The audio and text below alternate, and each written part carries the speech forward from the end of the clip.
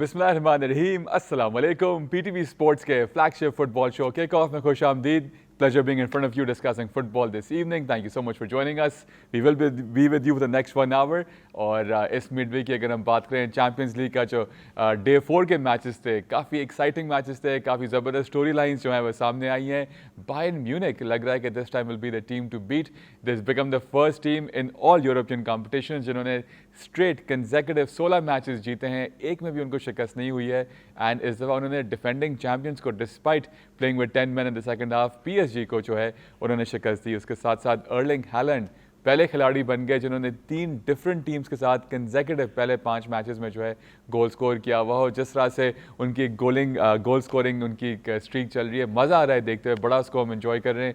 साथ साथ आर्सेनल के जो 15 साल के मैक्स डाउमन हैं वो सबसे यंगेस्ट खिलाड़ी बन गए जिन्होंने चैम्पियंस लीग में डेब्यू किया हुआ at the years of just 15 में। तो मुझे पता नहीं, शायद मैं अपनी एरिया की टीम में भी क्वालिफाई नहीं करता, बट क्या is to talk about this boy wonder.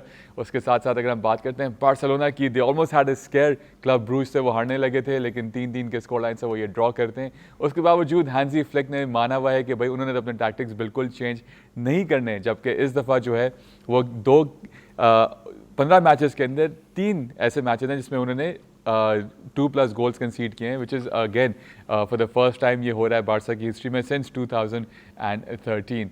एक और मज़ा खेज़ चीज़ सामने आई है, फीफा ने अनाउंस किया है कि वो December 5 को एक पीस अवार्ड देने जा रहे हैं, क्योंकि दुनिया में जितने प्रॉब्लम्स हो रहे हैं, दे फील कि there needs to be a counter balance to it, something positive coming out.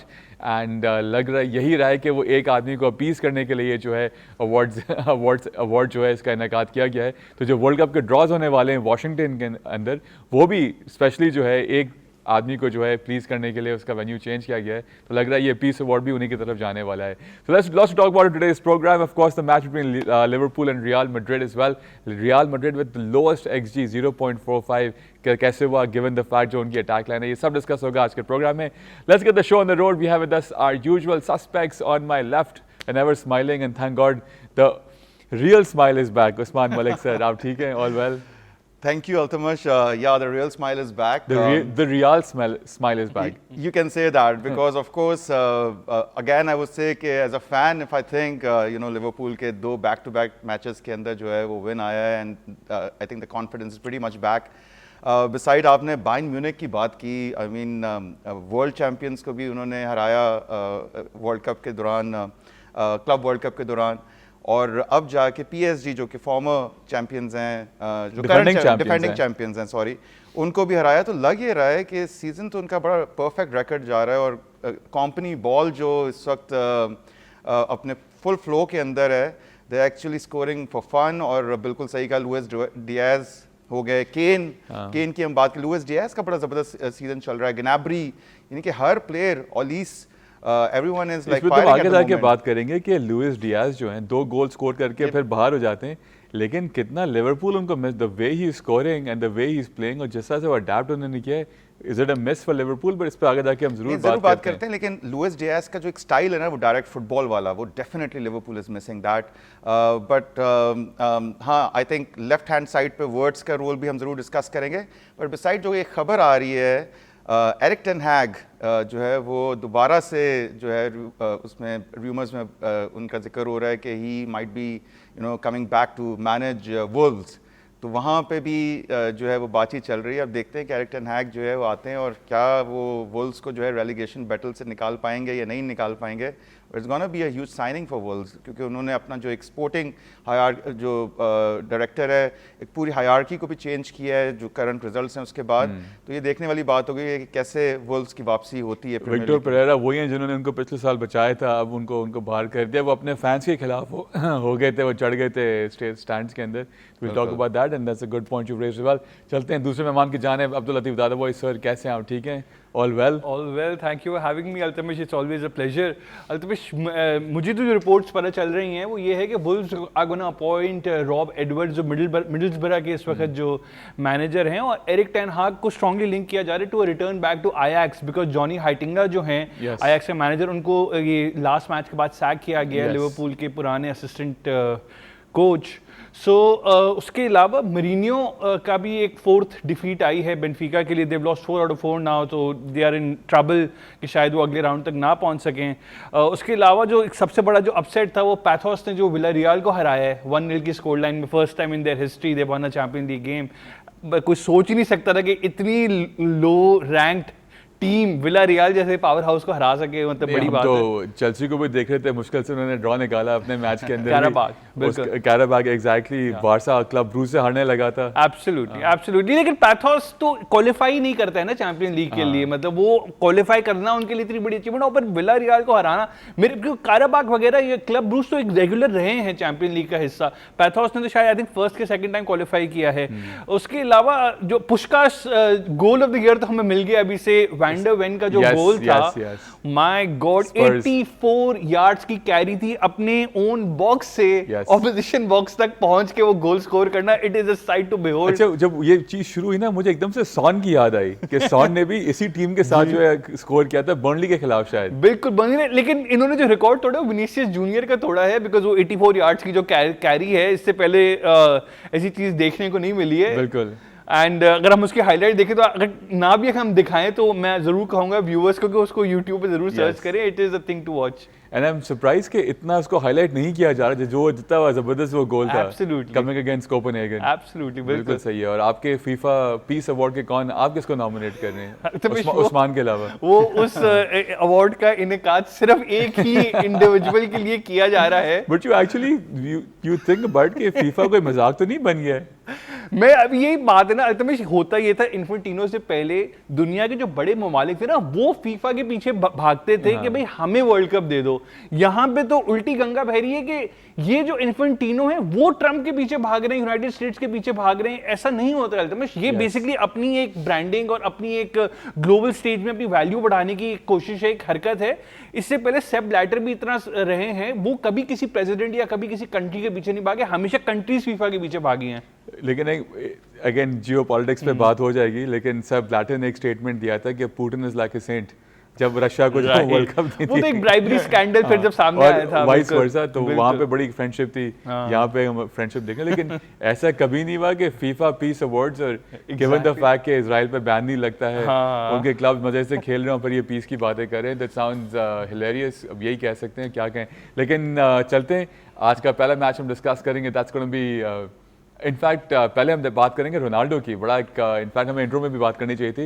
Ronaldo ने इंटरव्यू दिया है पियर्स मॉर्गन को और काफ़ी उसमें उन्होंने इंटरेस्टिंग बातें की हैं। लेकिन एक चीज़ जो हमें बड़ी स्टैंड आउटिश लगी, वो कहते हैं कि to score in the Saudi league is tougher than scoring in Spain. और आगे उन्होंने प्रीमियर लीग की भी बात की थी। ज़रा देखते हैं कि रोनाल्डो क्या कह रहे हैं अपने इस इंटरव्यू में, फिर इसको डिस्कस करते हैं।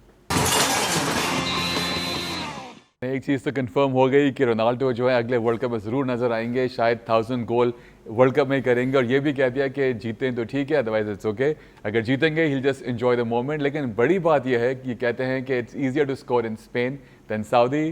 कहते हैं जितने नाकदीन हैं, they haven't come to Saudi and experience playing in the 40 degree heat. And premier league में अगर वो होते तो वो इतने गोल वो स्कोर कर रहे होते। एंड इस पर ज़रूर हम बात करेंगे। जनाब, कैसे देखते हैं आप ये रोनाल्डो की स्टेटमेंट्स? जी, बड़ा जो है अच्छा इंटरव्यू था और मैंने देखा। आई मीन आप come to think of it, जिस तरह का कॉन्ट्रैक्ट है एक हैप्टी किस्म का, उस पर डेफिनेटली, और आई राइटली सो, आप देखें कि अल नसर ने जब साइन किया रोनाल्डो के, उसके बाद हमने देखा कितने सारे प्लेयर्स हैं उन्होंने मूव किया, और definitely he is actually trying to promote जो उनकी लीग है बिसाइड इनके जो बेस्ट फ्रेंड है। कि पीएसजी के अगर हटा दें तो फ्रेंच लीग कुछ भी नहीं है। अपनी खुद की पोर्चुगीज लीग को उन्होंने बिल्कुल फारिग कर दिया। एंड कहते हैं कि स्पेन से भी उन्होंने कंपेयर कर दिया। तो कैसे देखते हैं इन चीज़ों को? $500 million का जब कॉन्ट्रैक्ट आपको मिलेगा तो फिर ऐसी बातें सुनने को मिलेगी। लेकिन रोनाल्डो की वजह से जो स्टैचर है सऊदी लीग का, वो डेफिनेटली बड़ा है, इसमें तो कोई डाउट नहीं है। और अभी जो इनके बेस्ट फ्रेंड हैं मेंडेस जो है, वो एक्टिंग सीईओ हैं, और उनके साथ बल्कि उन्होंने इस इंटरव्यू में जो है 2-3 दफ़ा जिक्र किया कि आप इनका इंटरव्यू लें, जो उनके साथ पहले खेलते भी थे। I think he truly enjoys the league and he is actually the king of that league. I mean जिस तरह से रोनाल्डो ने उस लीग को उठाया है, मेरा ख्याल है इससे पहले हम भी कभी फॉलो नहीं करते थे। बिसाइड इस इंटरव्यू के अंदर उन्होंने डेफिनेटली वर्ल्ड कप के हवाले से बात की, क्योंकि जब कंपैरिजन होता है मेसी और रोनाल्डो का, तो मेसी ने एक वर्ल्ड कप अपने नाम ज़रूर किया है। तो आई थिंक वो एक जो टैक्टिक है वो यही है कि he doesn't want to take pressure on him कि अगर वो वर्ल्ड कप जीतें या ना जीतें तो वो he still be the goat. उन्होंने ये भी बोला कि I am more famous than Donald Trump also. और जो है वो मेरा इंटरव्यू पियर्स मॉर्गन को ही बोला कि मेरा जो है इंटरव्यू कराया उनके साथ।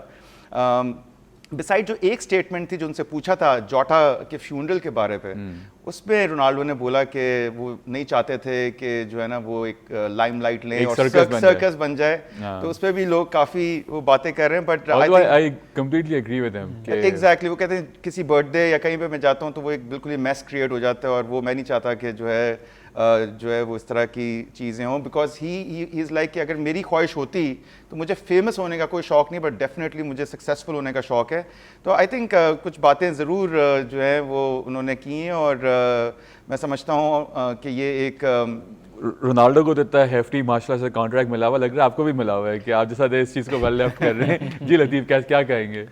अल्तमिश, मैं समझता हूँ कि इस किस्म की डिल्यूजन से बेहतर वर्ड है सेल्फ बिलीफ। ये extreme level of self belief होना ज़रूरी है to achieve that level of success. उस स्टेज पे जो ना आपको ये अपने आप को कन्विंस करना होता है कि आप हैं दुनिया के सबसे बेस्ट, ठीक है जी। तो वो इसी तरीके से उनका एक पूरा करियर रहा है। वो जब कह रहे हैं कि भाई जो फ्रेंच लीग है दैट इज नथिंग, ठीक है, तो वो सही बात है। मतलब पेरिस के अलावा, पीएसजी के अलावा वहां पे कुछ इतना कंपटीशन है नहीं। एटलीस्ट सऊदी के अंदर 4 टीमें तो है ना जो compete करती हैं। It's not even like La Liga की तरह भी ज्यादा हो गई है। अब लेकिन कत्सिया का हमने देखा, और भी जो टीम्स ऊपर आ रही हैं, पिफ की जो टीम है वही अभी वही टीम्स compete करेंगे। जो नॉन पिफ की जो टीम्स है, पीआईएफ से ओन टीम्स है, वो आई don't think they can still go a long way towards the and. I think AFC जीता अली, तो पिफ की टीम है ना, वही मैं कह रहा हूँ ना, मेरी बात सारी यही है।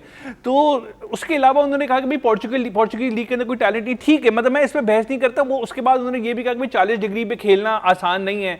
लेकिन जब ये बात उन्होंने कही कि भाई मैनचेस्टर यूनाइटेड या मैं प्रीमियर लीग के अंदर भी होता तो मैं उतने ही गोल स्कोर करता, ये उनकी सेल्फ बिलीफ की बात है। I am not gonna argue with that, whatever works for him, right. उनको वो हम्बलनेस और ह्यूमिलिटी इतना सूट नहीं करती। उनकी what drives him mentally and what keeps him going is that self belief, is that confidence, is that think कि भाई मुझसे बेहतर कोई है ही नहीं। तो whatever works for him. So it's more difficult to score in Saudi compared to Spain. अल्तमिश, मैंने दोनों जगहों पे खेला नहीं है, लेकिन अच्छा एक इसका दूसरा पहलू ये उठाया ना कि भाई रियल में स्कोर करना इसलिए था इजी क्योंकि जो सपोर्टिंग कास्ट थी अराउंड रोनाल्डो, तो भाई that was world class. Everybody was playing for Ronaldo in that team and Ronaldo delivered because he was at the peak of his fitness. तो ये भी तो एक वजह है ना कि it was easier in Spain. बिल्कुल सही बात है। जहाँ इनकी स्पेन की बात हो रही है, रियल मैड्रिड की बात हो रही है, तो उन्हीं की बात कर लेते हैं चैंपियंस लीग की। उनका जो है पहला लॉस उनको फेस करना पड़ा इस अपने कैंपेन के अंदर। सब अभी तक वो फ्लॉलेस जा रहे थे, उनको शिकस्त हुई लिवरपूल के हाथों, जिनका खुद का काफ़ी एक टॉरेड रन चल रहा था। लेकिन now they had back to back wins पिछले हफ्ते in the premier league. They beat Aston Villa and now at home they beat Real Madrid by 1-0। Trent Alexander Arnold की भी जो है वापसी होती है अपने बॉयहुड क्लब पे। अच्छा रिसेप्शन को डेफिनेटली नहीं मिला। Let's have a look at the highlights and then discuss this match further. तो एक गोल आ गया मैकअलिस्टर की जानिब से, लेकिन कोर्टवा के इस मैच के अंदर 8 सेव्स थे। अगर वो सेव्स नहीं होते तो क्या स्कोर लाइन होती। उसके बरक्स अगर हम बात करते हैं रियल मैड्रिड की, just 2 shots on target given the talent they have up front and an xG of 0.45 which is unimaginable for a team like Real Madrid. ज़्यादा possession भी उनके पास था. Liverpool had somewhat of a 39% possession, but owning the day and owning the night at Anfield. जी उस्मान, कैसे देखते हैं? जी बिल्कुल, एक unexpected किस्म की परफॉर्मेंस थी रियल मैड्रिड से। अच्छा, इसमें 2 लोगों की वापसी हुई, ट्रेंट की तो वापसी हुई, ज़ाबी अलोंसो की वापसी हुई यहाँ पे, अब सेकंड टाइम फिर हारे। बिल्कुल आपने सही कहा। और काफ़ी सिमिलैरिटीज़ थी पिछले साल के मुकाबले में। अगर हम देखते हैं Conor Bradley, he had the best match, best game. उन्होंने विनीसियस और पिछले साल जो एम्बापे को बिल्कुल रोक के रखा। इस दफ़ा उन्होंने विनीसियस को बिल्कुल ही एक कह सकते हैं कि बिल्कुल ही पॉकेट किया हुआ था। बिसाइड आई थिंक लिवरपूल का एक अच्छा स्टार्ट हुआ, उसकी एक रीज़न थी कि उनकी जो बैक फोर और स्पेशली जो मिडफील्ड थी वो पिछले साल वाली थी। तो they all know each other well. Back line ने काफ़ी बेहतरीन खेल पेश किया। जो मैमेश डैशवेली जो थे वो उनको मेरा ख्याल है पूरे मैच के अंदर उनको कोई इतनी एफर्ट नहीं करनी पड़ी other than that Bellingham shot.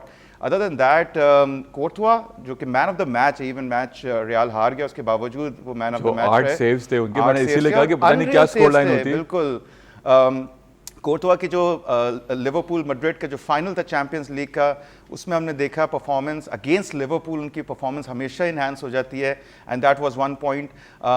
बज़ाहिर यहाँ पे देखा जाए तो वर्ड्स की वापसी हुई लेफ्ट फ्लैंक पे, and he perform really well compare to जो उनके एग्जैक्टली गैक्को को भी हम कंपेयर नहीं कर सकते, लेकिन उनकी जो नंबर 10 की पोजीशन है उससे बहुत बेहतर परफॉर्मेंस थी।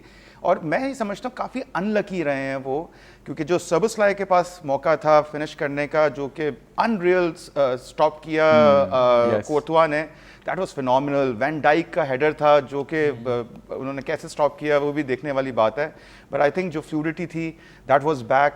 साला was actually performing well, trickery, उनकी ड्रिबलिंग, दैट वाज वर्किंग, और लग यही रहा था कि एक ही टीम है जो खेलने आई है और जीतने आई है। और फिर उसके बाद मैक एलिस्टर जब अपनी असल परफॉर्मेंस या फॉर्म में आते हैं तो पूरी मिडफील्ड को रिजनरेट कर लेते हैं वो, और ऐसा ही हुआ। पिछले साल भी उन्होंने जो है गोल स्कोर किया अगेंस्ट रियल मैड्रिड, इस साल भी उनका हेडर था, बुलेट हेडर था जो कि बैक ऑफ द नेट गया। तो I think it was a complete performance. Defensively बहुत ज़बरदस्त था। हमने देखा कि जो स्पीड एम्बापे और विनीसियस की है उनको रोकना, 24 गोल कंट्रीब्यूशन सिर्फ एम्बापे की रही हैं रियल मैड्रिड के साथ। I mean they are scoring for fun, दोनों की फॉर्म भी वापस आई है। लेकिन उसके बाद जिस तरह से बैकलाइन ने किया, रॉबर्टसन कितनी ज़रूरी है, हमने देखा कर्कस जो है वो बेसिकली किस तरह से उनकी परफॉर्मेंस थोड़ी सी डिप्लीट हुई है, यहाँ पे रॉबर्टसन ने एक बड़ा लीडरशिप रोल लिया। तो I think it was complete performance. Words ने बहुत अच्छा खेला। तो आई थिंक लिवरपूल ने अपने जो है एक तो स्टेबिलिटी रखी, और एक चीज़ आर्ने स्लॉट ने भी बोली है कि जब वो पहले गोल कंसीड कर लेते हैं तो फिर जो उनकी अटैकिंग प्रोग्रेस है वो इस तरह से हो जाती है कि काफ़ी गैप्स छोड़ देते हैं, जिसकी वजह से दूसरी टीम वो करती है। अब पहला जो गोल लिवरपूल का 59 मिनट पे आया, उसके बाद हमने देखा कि कोई ऐसा मौका ही नहीं था कि जिसके अंदर उन्होंने बिल्कुल कंट्रोल तरीके से, ऑर्गेनाइज तरीके से रखा। And I think that was, मैं समझता हूँ कि they were the best team, और हमने देखा भी है, स्टैट्स भी हमने देखे हैं। फॉर श्योर, बिल्कुल सही है। हर मैट्रिक के हिसाब से लिवरपूल ने जो इस मैच को डोमिनेट किया। जी लतीफ, कैसे देखते हैं? मैं एक्सपेक्टिंग कर रहा था कि इतना वन साइडेड होगा गेम, थोड़ा बहुत बेहतर हो सकता था, लेकिन एक ऑब्वियसली जो अनसेवरी मोमेंट थी जब ट्रेंट की जब वापसी होती है एनफील्ड पे at around 78-79 minute. Club every time Trent आते हैं यहाँ पे, क्लब को एक स्पीच कर देनी चाहिए। लास्ट टाइम भी उन्होंने की तो फिर फैंस ठंडे हो गए थे, आज फिर फैन शुरू हो गए एंड उन्होंने जम के उसको बू किया, अपने ख्यालात का इज़हार किया। बेचारे का जो म्यूरल था वहाँ पे उसको भी उन्होंने डिफेस कर दिया। बिल्कुल बिल्कुल, वो ही सोशल मीडिया पे आया था। मतलब वो वापस आके खैर उनको कोई मौका नहीं मिला, 10 11 12 मिनट ही थे उनके पास, कितना कुछ कर नहीं सके। लेकिन जब बॉल टच किया बड़ा एम्बैरेसमेंट थी वो। एक it didn't go well because I feel के ही वन एवरीथिंग एट लिवरपूल, कोई चीज बची नहीं थी, एंड ऑफ अ जर्नी थी वो भी फ्री ट्रांसफर नहीं था, आखिर में जाते हुए भी 10 मिलियन स्पेनिश भी सीख ली उन्होंने 4 महीने में। बिल्कुल, उस्मान को भी बहुत गम है इस बात का। वो जूड बेलिंगम का एक बहुत बड़ा फैक्टर था उनके ट्रेंट वहां पे जाने में रियल मैड्रिड, बिकॉज दोनों की दोस्ती बहुत ज्यादा है। youngest to 50 matches in Champions League. Absolutely. और इस गेम के अंदर भी जो एक वाहिद बिग क्लियर चांस था वो बेलिंगम के पास ही था, वो सेव हो गया था। उसके बाद एम्बापे को एक मौका मिला था क्लोज रेंज से, उन्होंने वाइड मार दी and that was around, that's it, खत्म। उसके अलावा कुछ कर ही नहीं पाया Real Madrid. It was complete Liverpool show. Midfield battle, हालांकि कामाविंगा को भी खिलाया था राइट साइड पे, एक्स्ट्रा मिडफील्डर रियल मैड्रिड ने खिलाया था, कोई फायदा नहीं हुआ, कोई फर्क नहीं पड़ा। जो 3 मैन मिडफील्ड थी लिवरपूल की, उसने डोमिनेट किया। न्यूमेरिक एडवांटेज से भी कोई फायदा नहीं उठा सकी Real Madrid. And you know Mac Allister अपने पिछले वही फॉर्म के अंदर आते हैं।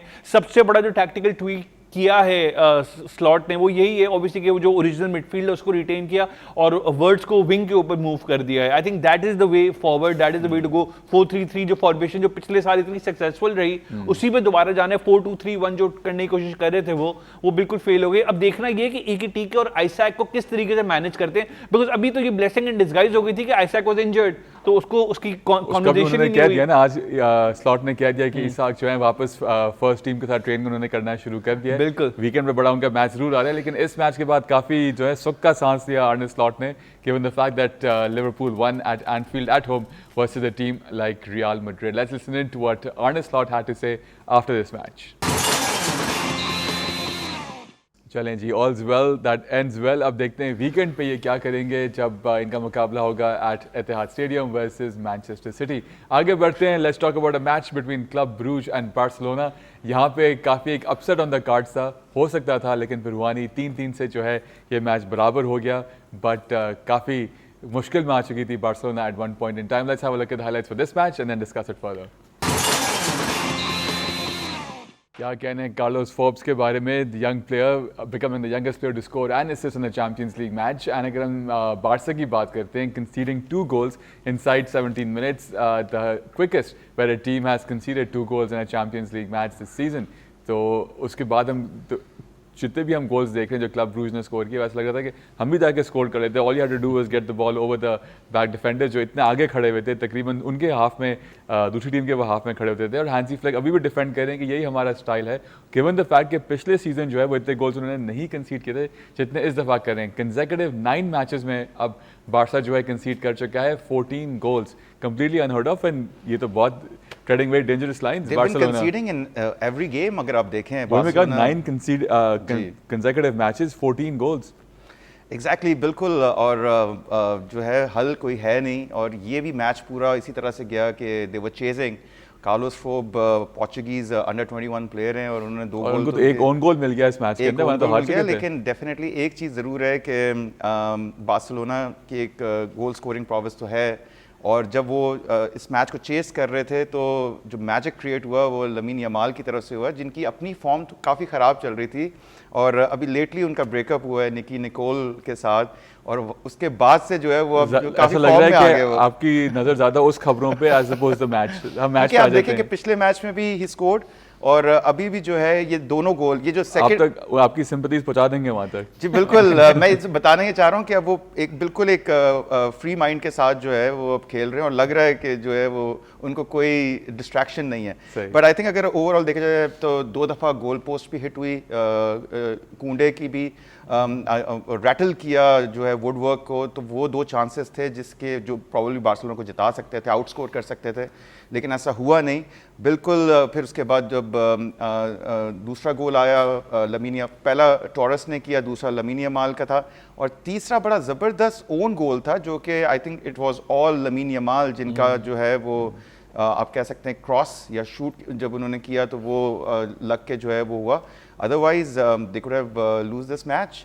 और मैं समझता हूँ कि the only thing is this कि they have to change the tactics, because of course Real Madrid के अगेंस्ट भी हमने देखा और भी बाकी टीम्स के हमने अगेंस्ट देखा. लेकिन फ्लिक ने लास्ट जो अपना इंटरव्यू दिया है, प्रेस कॉन्फ्रेंस कह दिया ये हमारा डीएनए, हम ऐसे ही खेलेंगे. तब जैसे ओमरम भी कह रहे हैं, तो हो सकता है कि he can bring changes to the team. भाई डीएनए क्या है? डीएनए तो वो है विनिंग फुटबॉल डीएनए होता है. डीएनए ये थोड़ी ना है कि आप हारते रहो कहते रहो कि डीएनए. उनको इतनी हाईलाइन खिला रही है. ये मैच देखे तो मैं खुद हैरान था ये हो क्या रहा है. एग्जैक्टली. वो वैनिकन जो थे उनके मिडफील्डर, उन्होंने इतनी मजे से एक्सप्लॉइट किया था. वो एक ओवर द टॉप पास दिया था, फॉर्ब्स ने कंपोजर रख के फिनिश किया था. उसके अलावा फॉर्ब्स ने एक पेनल्टी विन की थी, फिर वार ने ओवरटर्न कर दिया. फिर आखिरी के अंदर भी दे गॉट वेरी लकी कि जब वो शेज़नी ने फाउल कर दिया वो गोल डिसअलाउ हो गया ऑब्वियसली, वरना वो 4-3 विक्ट्री हो जाती इनकी.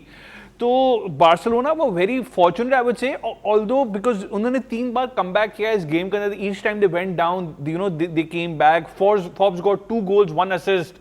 उसके अलावा यमाल का जो गोल था काफी शानदार था, आउटसाइड ऑफ द बूट जो उन्होंने स्कोर किया था, that was a thing to behold. Plus एक ओन गोल भी आता है. बट इस पूरे मैच के एंड में नॉट बार्सिलोना, ये किसका क्या नाम था इसका? Club Brugge can consider themselves very you know unfortunate not to get the 3 points because they played better, they deserve to win this game I would say on the number of chances as well. Although कुंडे ने post वगैरह बार hit किया था उन्होंने, even then बेहतर team जो लग रहा था कि गोल जो आएगा क्लब ब्रूज की तरफ से आएगा बनिस्बत बार्सिलोना के. बिल्कुल सही बात है. चलें जी आगे बढ़ते हैं. Let's discuss the defending champions PSG versus the German champions Bayern Munich. But जिस फॉर्म में बायर्न म्यूनिख चल रही है, they are looking like the team to beat. So far undefeated since the start of this season. Let's have a look at the highlights and then discuss this match further. Consolation goal there for PSG, despite the fact कि Bayern Munich second half उन्होंने जो है सिर्फ 10 man के साथ खेला है. Luis Diaz second player बन गए हिस्ट्री में जो 2 गोल स्कोर करते हैं और फिर रेड कार्ड कंसीड करते हैं, क्योंकि बहुत ही एक रेकलेस चैलेंज था उनका. इससे पहले एंटोइन ग्रीजमैन ये कर चुके हैं जब वो एथलेटिक से खेलते थे और वर्सेस लिवरपूल. यहाँ पे जो है कंप्लीटली कह सकते हैं कि डोमिनेट जिस तरह से बायर्न म्यूनिख ने किया है और जिस तरह से वो अटैक करते रहे इस मैच के अंदर, सरप्राइजिंगली PSG की मिडफील्ड को भी उन्होंने बड़ा अच्छी तरह से जो है कह सकते हैं डोमिनेट किया है. इंटरेस्टिंग स्टफ लग रहा है Bayern the team to beat, and given the fact कि 3 दफ़ा कंसेक्यूटिव बायर्न ने अवे जाके पीएसजी को हराया और पिछले 5 मैचेस में पीएसजी के पास कोई तोड़ नहीं है इस टीम के लिए। देखिए मैं तो इस बात को कहता हूँ, अगर ओवरऑल हम देखें लुइस डियाज का जो इम्पैक्ट बायर्न म्यूनिख पे पड़ा है वो दैट इज़ कमेंडेबल अगर हम देखें। और पहले बेसिकली बायर्न चाह रहा था वर्ड्स को साइन करना और वो नहीं हुआ तो उन्होंने लुइस डियाज की बिड की और फिर लुइस डियाज जो वर्ड्स जो थी वो उनकी रिप्लेसमेंट लिवरपूल में थे समहाउ और नंबर 7 की जर्सी भी उनको मिली है।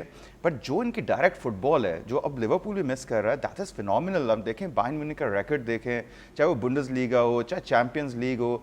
और फिर जो सबसे बड़ी बात है जिस तरह से उन्होंने जॉनथन था और जो इस तरह के प्लेयर्स जो डिफेंस के अंदर इंप्रूवमेंट लेके, पिछले सीजन दे वर कंसीडिंग गोल्स लेकिन यहाँ पर 10 मैन के साथ डिफेंड करना सेकेंड हाफ के अंदर मैं समझता हूँ और against a team like PSG जो खुद इतनी फास्ट पेस फुटबॉल खेलते हैं। तो I think overall they are on the roll. Bayern Munich चाहे वो ग्नैब्री का वुडवर्क हिट करना हो या इवन फॉर दैट मैटर हम देखते हैं पूरी टीम की परफॉर्मेंस और जो कंपनी बॉल जो इंट्रोड्यूस हुई है जो एक नया फिनोमेना लेके आ रहे थे। बड़े लोग तनकीद कर रहे थे कंपनी पता नहीं क्या करेंगे, वो बर्नले के मैनेजर है, रेलीगेट हो चुके हैं, लेकिन यहाँ पे तो उन्होंने कंप्लीट ट्रांसफॉर्मेशन की है बायर्न म्यूनिख की। और फिर अगेंस्ट टीम्स लाइक चेल्सी, जैसे चेल्सी को हराया वर्ल्ड चैंपियंस वो बने, उस टीम को हराया, फिर पीएसजी को भी हराया। Now they are looking favourites to actually win the Champions League और अब टॉप पोजीशन पे भी है वो। Absolutely, a little too early, but the way they are playing seems like no one can stop them. Ji Latif. Absolutely, 16 consecutive wins Altamash Yes. वो तो हर match के साथ एक रिकॉर्ड एक्सटेंड करते जा रहे हैं अपना In all competitions, in all yeah. competitions of course। तो इस गेम के अंदर भी पहले हाफ के अंदर ही they got reduce to 10 men before half time, लेकिन उससे पहले Luis Diaz 2 goal counter attack में कर चुके थे वो, हाँ। तबाही अपनी कर चुके थे, लेकिन वो जो गोल था वो जो रेड कार्ड था इनिशियली उसको येलो दिया गया, फिर वार ने ओवरटर्न किया उसको रेड दिया एंड राइटली सरप्राइज के रेफ ने उसी वक्त रेड कार्ड नहीं दिया, उनको नजर नहीं आया। वेरी रेकलेस चैलेंज, एब्सोल्युटली वो सिजर किक की तरह था, मतलब दोनों टांगे एक साथ गई थी, मतलब वो तो प्लेयर बच गए, बड़ी बात है, बड़ी बात है। वो अभी रिपोर्ट्स आ रही है 6 to 8 वीक्स के अंदर वापस आ जाएंगे, लेकिन एक जो इंजरी क्राइसिस चल रहा है पीएसजी का, इस मैच में वो नूनो मेंडेस को भी खोते हैं, इस मैच में वो डेम्बेले को भी इंजरी के बायस खोते हैं, डेजरी डुवे तो पहले ही लास्ट वीक मेरे ख्याल से वो इंजर हो चुके थे, he is also out for some time. So एक सॉर्ट ऑफ एक मिनी इंजरी क्राइसिस है और ऑब्वियसली अब लोगों को एक और बहाना मिल गया कि भी सारा क्लब वर्ल्ड कप के ऊपर है। I understand club world cup did play a part because जो उनका जो ट्रेनिंग पीरियड था बिफोर द सीजन स्टार्टेड वो जस्ट 7 days रेस्ट पीरियड उतना इस तरीके से नहीं मिला उनको, लेकिन पीएसजी की जो लीग है it is such easy league I would say कि वहां पे वो रोटेशन करके मैनेज कर सकते हैं। मतलब जैसे चेल्सी रोटेशंस कर रहा है, उनको भी क्रिटिसाइज किया, वेन रूनी जैसे कह रहे हैं कि प्लेयर्स को रिवोल्ट करना चाहिए मरेस्का के अगेंस्ट कि इतनी रोटेशंस नहीं होनी चाहिए, रूनी सिखाएंगे अब मरेस्का को जिनका खुद का मैनेजरियल करियर। मजे का सीन था, लिवरपूल ने हराया और फिर इंटरव्यू के लिए वैन डाइक साथ खड़े हुए थे रूनी के, जो रूनी जो है वो क्रिटिसाइज कर रहे थे वैन डाइक को। बिल्कुल राइट जवाब मिल गया था, बिल्कुल बिल्कुल। और वैन डाइक ने कहा ना it's too much noise around these days. बिल्कुल सही जवाब दिया, बिल्कुल सही जवाब दिया। लेकिन जिस किस्म की इंटेंसिटी और जिस पेस पे वो खेल रहे थे बायर्न म्यूनिख, किमिच ने कहा कि this is the most intense game I ever played. हालांकि किमिच का जो एक इतना जबरदस्त करियर है, वर्ल्ड कप फाइनल भी खेले हैं उसने, मतलब बहुत ही बड़े बड़े मैचेस खेले, लेकिन इस हाफ के बारे में कहना कि पहला हाफ सबसे इंटेंस था उनका। और जो सेकंड हाफ के अंदर भी जो डिफेंडिंग की है उन्होंने, पूरे 10 के 10 लोगों ने डिफेंडिंग की। हैरी केन का खास तौर पे उसकी तारीफ करनी चाहिए कि जिस किस्म से उन्होंने ड्रॉप डीप करके अपनी टीम को हेल्प आउट किया एंड जो मिडफील्ड बैटल था वो कंप्लीटली डोमिनेट किया बायर्न म्यूनिख ने। हालांकि पीएसजी की जो इतनी शानदार मिडफील्ड है, हालांकि जाओ नेवेस जो उनकी फर्स्ट चॉइस है मिडफील्डर वो नहीं खेल रहे थे, उस जगह जायर एमरी खेल रहे थे, लेकिन यहां पे पाव्लोविच, किमिच एंड ग्नैब्री इन तीनों ने जिस तरीके से टैकल किए मिडफील्ड को, full credit to company। और लुइस डियाज की प्रेसिंग absolutely and बल्कि but he wasn't there in the second half and overall हम देखते हैं first half में सारा PSG had 400 more passes than Bayern Munich, yet Bayern Munich got the result playing away at Parc des Princes। बहुत बड़ी बात है। आगे बढ़ते हैं, let's talk about Man City versus Borussia Dortmund। Erling Haaland playing against his former team and यहाँ पे City जो है completely annihilate करता है Dortmund को। इसके highlights देखते हैं और फिर इसे डिस्कस करते हैं। Phil Foden owning the night and इसकी बदौलत उनकी वापसी भी अब हो गई है इंग्लैंड टीम में along with जूड बेलिंगहम, जिनको जो है थॉमस टुचेल इंक्लूड नहीं कर रहे थे, तो उनके बेहतरीन गोल्स आते हैं इस मैच में। अर्लिंग हालैंड स्कोर करते हैं, उनके 18 गोल्स हो चुके हैं 14 मैचेस के अंदर। एंड ओवरऑल अगर हम देखते हैं पोजेशन दोनों टीमों का एक ही था, तकरीबन XG भी एक ही थी, लेकिन complete domination and goals by Manchester City. और डॉर्टमुंड जो है उनका एक विनिंग स्टार्ट जो चैंपियंस लीग में था उसको उन्होंने ब्रेक लगा दी। एग्जैक्टली बिल्कुल। आई थिंक जो सिटी की एक नई फॉर्मेशन शुरू हुई है 4-1-4-1, पेप उसमें आई थिंक टीम जो है वो थ्राइव कर रही है और फिर पीक फॉर्म में आ गए हैं फिल फोर्डन, और हमने देखा कि पहला गोल भी क्या ज़बरदस्त फिनिश उन्होंने किया। Most goals outside the box for Phil Foden. Exactly ये उनकी बड़ी खासियत है। एंड देन राइंडर्स उनके और फोर्डन की जो हालान के पीछे जो पार्टनरशिप है दैट इज़ ऑल्सो गुड। उनके भी 2 असिस्ट आए, डोकू का 1 असिस्ट था, सेविनियो ने राइट हैंड साइड पे स्टार्ट किया, हालान ने क्या बेहतरीन फिनिश किया था डोकू की पास पे और अगेंस्ट द फॉर्मर साइड। तो आई थिंक ये जो सिस्टम है ये बहुत अच्छा काम कर रहा है। निको जो है वो होल्डिंग मिडफील्डर जो हैं काफ़ी हद तक उन्होंने जो है ना डॉर्टमुंड को रोके रखा। हालांकि डॉर्टमुंड एक अच्छे मैं समझता हूँ ऐसी स्कोर लाइन हम एक्सपेक्ट नहीं कर रहे थे ओवरऑल, बट आई थिंक जो चांसेस थे वो कन्वर्ट नहीं कर सकी। एक ज़रूर गोल आया एंटन का, लेकिन उसके अलावा जो है वो हमने देखा कि डोनारूमा की भी परफॉर्मेंस 1-2 सेव्स उनके बहुत अच्छे थे। तो ओवरऑल आई थिंक सिटी एक अपना जो एक मोजो शायद वापस उसमें आ चुके हैं और ये जो फॉर्मेशन है एक अच्छी फाइट तो प्रीमियर लीग के अंदर। एग्जैक्टली। अब डेफिनेटली अब जो फोर्थ कमिंग मैच आ रहा है दोनों टीम्स जो हैं वो जीत के आ रही हैं अगेंस्ट वेरी गुड साइड्स, वो भी देखने के मुकाबले होगा। But I think overall complete performance है और सिटी खास तौर पे जब अपने जो एक पीक फॉर्म में आती है और फिर हालांड जैसा फिनिशर है जो इस सीजन तो दे स्कोरिंग फॉर फन। बिल्कुल सही बात है। हालांड से पूछा भी गया कि रोनाल्डो मेसी से कंपैरिजन क्या, तो फॉरेन कह दिया नहीं भाई उनकी तो लीग ही अलग है। कैसे देखते हैं आप? हाँ सही कहा, अकलमंदी का जवाब दिया। लीग अलग ही है वैसे। 27 goals in 17 games for club and country this season. आप अंदाजा लगा लें, एब्सोल्यूट रोबोट हम उसे कहते थे, अब तो उन्होंने रोबोट सेलिब्रेशन भी ला के शुरू कर दिया। प्रीमियर लीग में हमने देखा था। तो आप कह रहे हैं ये उनसे बड़ी ऊपर वाली लीग में है? नहीं ऐसा मैंने कहा। देखिए एज गैप है ना, वो तो मतलब कोई कंपैरिजन ही नहीं। जब तीनों अपने पीक पे थे तो फिर कंपैरिजन बनता ना, कंपैरिजन होना भी नहीं चाहिए। एब्सोल्युटली बिल्कुल। लेकिन इनकी वजह से कच्चा दूध बड़ा मशहूर हो गया है यूके के अंदर। उन्होंने एक इंटरव्यू में कहा कि मैं कच्चा दूध पीता हूँ और जिस फार्म पे जाता हूँ वो बेचारे फार्म वाले परेशान हो गए, इतने लोग आ गए वहाँ पे।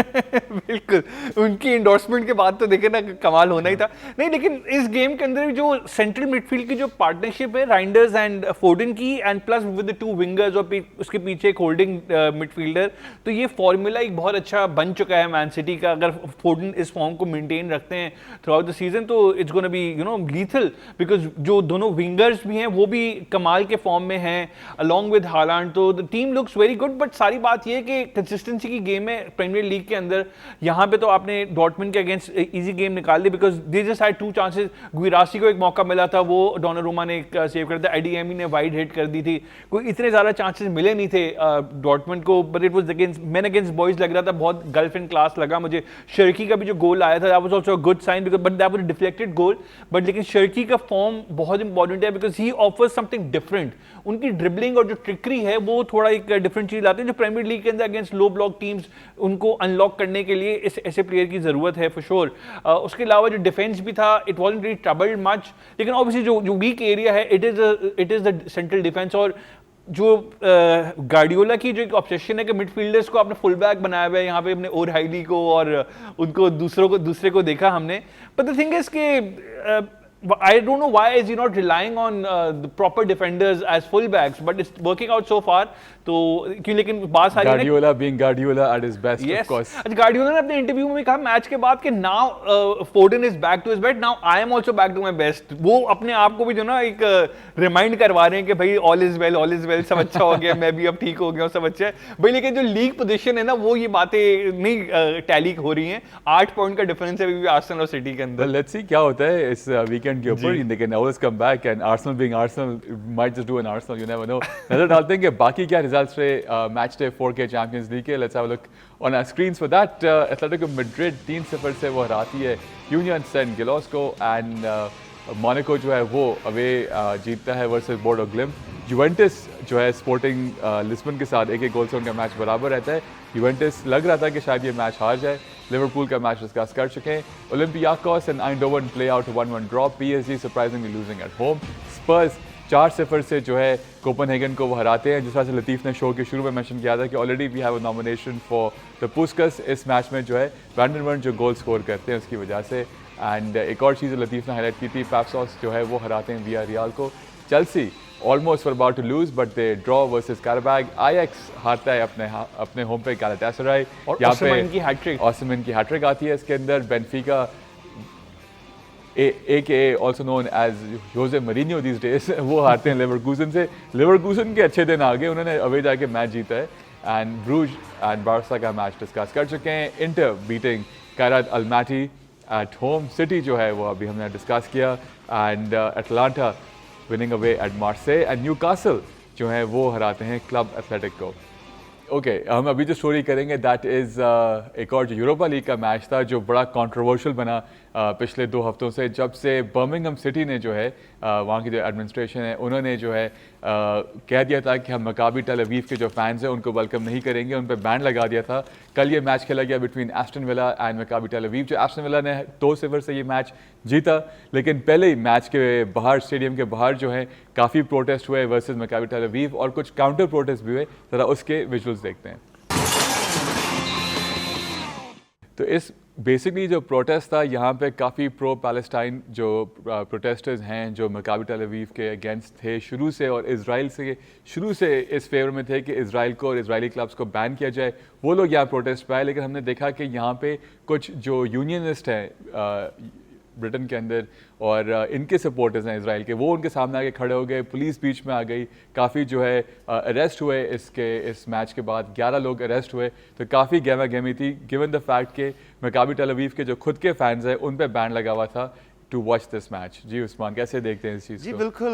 ये जो है ये चल रहा था पिछले 2 हफ्तों से, और आई थिंक इस चीज़ को समझने की ज़रूरत है कि एक फ़ुटबॉल मैच के अंदर डेफिनेटली इट्स यूनिवर्सल लैंग्वेज, और इस इशू को डेफिनेटली हाईलाइट होना था. लेकिन ये बड़ा वो हुआ कि जैसे आपने बताया कि इस दौरान जो इस तरह की सिचुएशन क्रिएट हुई which is not in a good taste I would believe. दूसरी तरफ जो है वो उनकी टीम भी जो है वो 2-0 से हार गई. तो आई थिंक इस हवाले से मैं समझता हूँ कि इस चीज़ को जब शुरू से ये बात हो रही थी तो ये चीज़ नहीं होनी चाहिए थी. मैं ये समझता हूँ कि आई थिंक उसने एक ख़राब वो इम्प्रेशन दिया है. और I think Palestinians I think कहीं पे अगर आवाज़ उठा सकते हैं और कहीं पे अपनी बात कर सकते हैं तो फुटबॉल के जरिए अगर कुछ हो रही है तो उनको सपोर्ट करना चाहिए. तुम्हारे टोटल 11 अरेस्ट हुए और वो 200 थे प्रो पैलेस्टीनियन जो पूरे जो पैलेस्टीनियन सॉलिडारिटी कैंप जो अपने आप को वो लोग कहते हैं, उसके बरक्स सिर्फ 40 वो थे जो प्रो इजराइल सपोर्टर्स थे. सो ऑब्वियसली काफी पेड सपोर्टर्स होंगे जिनको लाया जाता है. और but it was sorry to say the British media ने जो रोल प्ले किया इसके अंदर, कंप्लीटली वन साइडेड नैरेटिव पूरा स्पिन किया उन्होंने. Disgusting by the British media. And the same people what they did for Qatar World Cup as well. वो तो अल्तमश आप जानती हैं who controls the media in the West. So अब मैं डिटेल्स में तो नहीं जाऊंगा, लेकिन obviously it was very unfortunate कि मेन जो टॉकिंग पॉइंट था वो सारे फैंस का बिहेवियर और ऑफ द पिच जो हरकतें हुई उन सब पे फोकस था. ऑन द पिच तो ऑब्वियसली मार्लिन और मैटसन का जो गोल है इजी विक्ट्री थी. एंड उसकी जो मकाबी की जो लीग पोजीशन है यूरोपा लीग वो काफी नीचे. I don't think they will even qualify for the next round. सही है. चलें जी, अभी हम चलेंगे towards the end of the programme. And इस वीकेंड पे बड़े जो मैचेस होने वाले हैं that's gonna be Spurs versus Manchester United. And उसके साथ साथ we gonna be also watching on Sunday City versus Liverpool. आप अपना बड़ा ख्याल रखें. The live sporting action will continue on PTV sports. Thank you Usman, thank you Latif, and thank you to all of you as well for being with us on the programme. इंशाल्लाह आपसे फिर बहुत जल्द मुलाकात होगी.